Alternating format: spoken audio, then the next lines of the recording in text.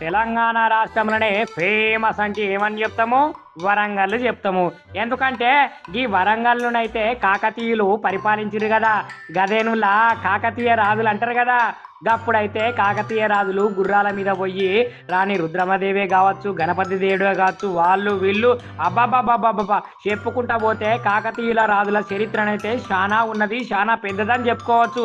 1000 స్తంభాల గుడి కూడా ఇక్కడదేనుల్లో. ఇక అయితే తవ్వకాలల్లా కాకతీయుల కాలం నాటి విగ్రహాలు అయితే బయటపడ్డాయట ఇవాళ.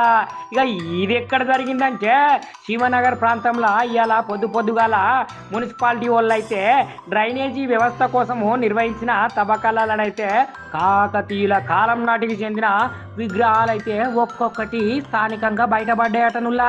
ఇక నిజంగానే, ఎందుకంటే అది పుణ్యభూమి కదా. ఇక భూమిలనైతే కాకతీయ రాజులు ఎప్పటి నుంచో పరిపాలించిర్రు. ఇక కాలక్రమేణా తరాలు అంతరించిపోతుంటే అవన్నీ భూమి లోపలనే ఉండిపోయినాయి కదా. ఇక పురాతన విగ్రహాలను అయితే గుర్తించి వెలికి తీసి వాటిని శుభ్రపరిచిరుల్లా స్థానికంగా ఉన్నోళ్ళు.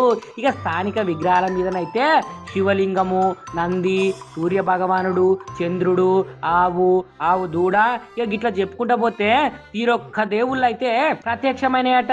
ఇక ఇట్లాంటి ప్రతిమలను అయితే గుర్తించిర్రు అక్కడ ఉన్న స్థానికులు. ఇక ఊకుంటారా? ఇక విగ్రహాల పైననైతే దేవుళ్ళ ప్రతిమలను సూసుడుతోటే ఎంబటే హరహర మహాదేవ శంభో శంకర అని అనుకుంటా అక్కడున్న విగ్రహాలకైతే పువ్వులతోటి పూజలు చేసిర్రు, పసుపు కుంకుమలు జర్రిర్రు, కొబ్బరికాయలు కొట్టిర్రు.